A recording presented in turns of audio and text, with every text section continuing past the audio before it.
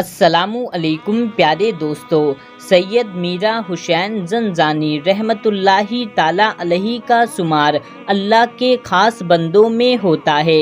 آپ اللہ کے ولی ہیں، اس لیے آپ اپنے وطن کو چھوڑ کر لاہور میں آ کر رہنے لگے تاکہ لوگوں کی اصلاح کی جا سکے، دین پھیلایا جا سکے، لوگوں کو اسلام کے بارے میں بتایا جا سکے۔ یہاں کے لوگوں نے آپ کو کئی طرح سے پریشان کیا، آپ سے بہت سی کرامت ظاہر ہوئی، لیکن آپ ہمیشہ یہی چاہتے تھے کہ لوگوں کے سامنے آپ کی کرامت ظاہر نہ ہو، لیکن آپ کی کرامت ظاہر ہوئی۔ وہ زمانہ غیر مسلموں کا تھا، آپ کے ہاتھوں میں بہت سے لوگوں نے اسلام قبول کیا۔ آپ شہرت نہیں چاہتے تھے، اس لیے آپ لاہور کے جنگل میں ایک چھوٹی سی جھوپڑی بنا کر اسی میں رہتے تھے۔ آپ دین کی تبلیغی کے لیے لوگوں کے پاس جاتے اور انہیں اسلام کا پیغام دیتے تھے۔ ایک مرتبہ کا ذکر ہے، ایک محلے میں دو نوجوانوں نے یہ منصوبہ بنایا کہ تبلیغ کرنے والا بزرگ ہمیں ہمیشہ آ کر توحید اور رسالت کی دعوت دیتا ہے اور بتاتا ہے اللہ ایک ہے، ایک اللہ کی عبادت کرو اور اسے معبود مانو، اسی کی بارگاہ میں اپنی حاجت پوری کرنے کی التجا کرو۔ وہی اللہ تمام دنیا کا خالق اور مالک ہے، اسی کے حکم سے زندگی ملتی ہے اور موت بھی اسی کی طرف سے ہے۔ تو دونوں لڑکے یہ سوچنے لگے، یہ بزرگ ہمارے بتوں کے خلاف بولتا ہے اور کہتا ہے کہ یہ انسان کے ہاتھ سے بنائے گئے بت ہیں، یہ کچھ بھی نہیں کر سکتے، انہیں کچھ بھی اختیار حاصل نہیں ہے، لہٰذا اس مذہب کو چھوڑ کر ایک اللہ اور ایک پیغمبر حضرت محمد مصطفیٰ صلی اللہ تعالیٰ علیہ وسلم کو ماننے والے بن جاؤ۔ پھر ان لڑکوں نے سوچا، ان بزرگ کی بات مان کر مسلمان دن پر دن بڑھنے لگے اور ایک وقت ایسا آئے گا کہ ان کا دین ہم پر غالب ہو جائے گا۔ یہ وقت آنے سے پہلے ہی کیوں نہ ہم ان بزرگ کا کام تمام کر دیں تاکہ یہ قصہ ہی یہیں پر ختم ہو جائے۔ یہ سوچ کر ان دونوں نوجوانوں نے ان کو جان سے ختم کرنے کا ارادہ کر لیا اور لوگوں سے پوچھنے لگے کہ اللہ کا یہ بندہ کہاں رہتا ہے تاکہ ہم وہاں جا کر ان کی زندگی ختم کر دیں۔ لوگوں سے پتہ چلا کہ اللہ کا یہ بندہ آبادی سے دور ایک دریا کے کنارے رہتا ہے، وہاں اس کے رہنے کا ڈیرا ہے، جہاں سے آ کر ہمیں دین اسلام کا پیغام دیتا ہے۔ ایک دن وہ دونوں لڑکے اللہ کے ولی کو قتل کرنے کے ارادے سے آپ کے پیچھے پیچھے آپ کی جھوپڑی کے قریب جا کر ایک مقام پر چھپ گئے۔ انہوں نے سوچا شام کا اندھیرا ہونے کے بعد آپ کے کمرے میں جائیں گے اور اپنا مقصد حاصل کر کے واپس آ جائیں گے۔ آخر کار اللہ کے ولی نے جب عشاء کی نماز پڑھ لی اور اپنے کمرے میں ذکر الہی میں مشغول ہو گئے تو ان دونوں لڑکوں نے سوچا یہی اچھا موقع ہے، کام پورا کر کے یہاں سے چلے جاتے ہیں۔ لیکن انہیں نہیں پتہ تھا اللہ کے دوست، اللہ کے ولی ہر وقت اللہ کی پناہ میں ہوتے ہیں۔ جب قتل کے ارادے سے وہ دونوں لڑکے گھر میں داخل ہوئے، اللہ کے ولی پر تیز دھار والی چاقو سے حملہ کرنے کا سوچا تو اللہ کی حکمت سے ان لڑکوں کی آنکھوں کی روشنی چلی گئی، یعنی کہ ان کے آنکھیں کام کرنا بند کر دی۔ وہ دونوں لڑکے اندھے ہو گئے، وہ گھبرا گئے کہ یہ کیا ہو رہا ہے، یہ کیسے ہو رہا ہے، ہمیں کچھ بھی دکھائی نہیں دے رہا۔ جیسے ہی وہ گھر سے باہر آئے تو انہیں دوبارہ پھر سے دکھائی دینے لگا۔ اس کے بعد دل میں یہ بات آئی کہ ہمیں وہم ہوا تھا کہ ہم واقعی میں اندھے ہو گئے تھے۔ پھر دونوں لڑکے نے دوبارہ حملہ کرنے کی کوشش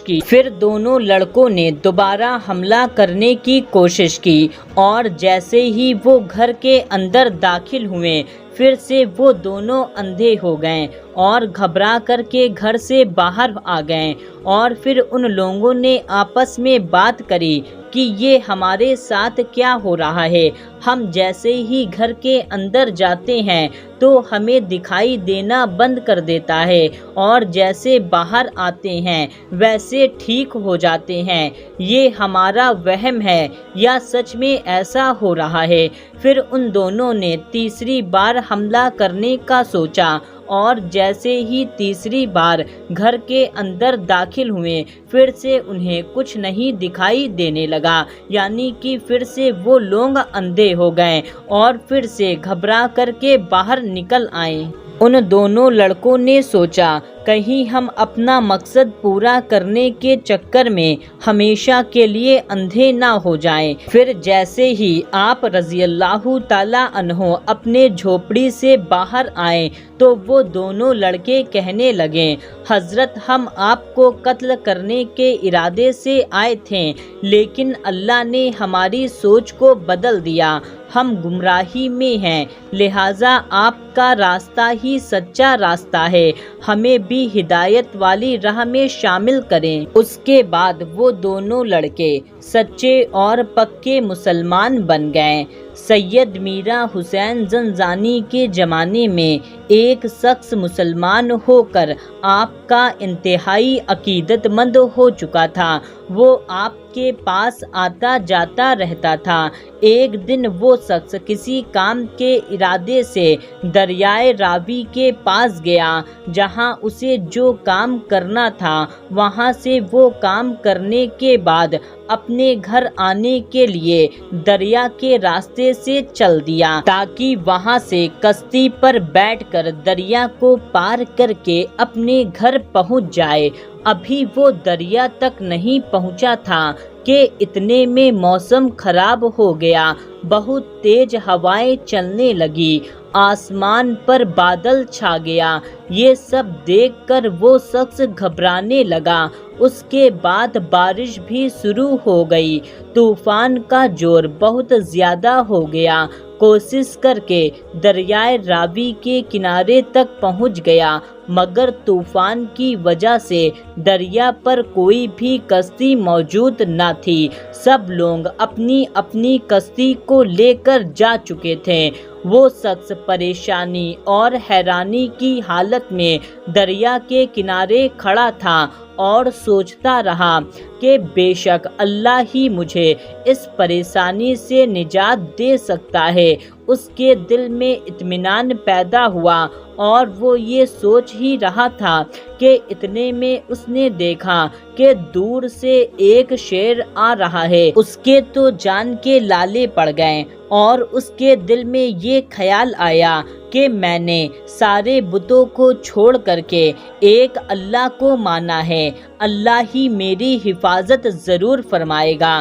پھر اس نے دیکھا روحانی طور پر سید میرا زنجانی رحمۃ اللہ تعالیٰ علیہ تشریف لائے اور کہا، ڈرو مت، اللہ تیری مدد ضرور فرمائے گا۔ وہ شیر جو اس شخص کی طرف آ رہا تھا وہ ایک دم رک گیا۔ حضرت نے دعا کری، یا الہی شیر کا رخ اسی طرف موڑ دے جدھر سے یہ آیا ہے۔ آپ کا التجا کرنا ہی تھا کہ وہ شیر واپس جانے لگا۔ حضرت نے اس شخص کو تسلی دی اور کہا، اپنی آنکھیں بند کر لو اور میرے ہاتھ کو پکڑ لو۔ اس نے حضرت کا ہاتھ پکڑ لیا اور آنکھیں بند کر لی۔ دریا پر چلتے ہوئے پوری دریا کو پار کر دیا۔ جب دریا پار ہو گئی تو حضرت نے اس سے کہا، اپنی آنکھیں کھولو۔ وہ شخص جب آنکھیں کھولتا ہے تو کیا دیکھتا ہے کہ وہ دریا کے پار کھڑا ہوا ہے۔ یہ دیکھ کر کے وہ شخص بھی بہت زیادہ حیران ہو جاتا ہے۔ سبحان اللہ۔ دوستو، دیکھا آپ نے حضرت سید میرا زنجانی رحمۃ اللہ تعالیٰ علیہ کی کرامت کہ کس طرح سے خود بھی دریا پر چل کر کے اور اپنے مرید کو بھی دریا پر چل کر کے دریا کو پار کرایا۔ پیارے دوستو، اس پر آپ کو کیا کہنا ہے کمنٹ کر کے ہمیں ضرور بتائیں، اور یہ ویڈیو آپ کو کیسی لگی کمنٹ کر کے ہمیں ضرور بتائیں۔ ملتے ہیں تب تک کے لیے، اللہ حافظ۔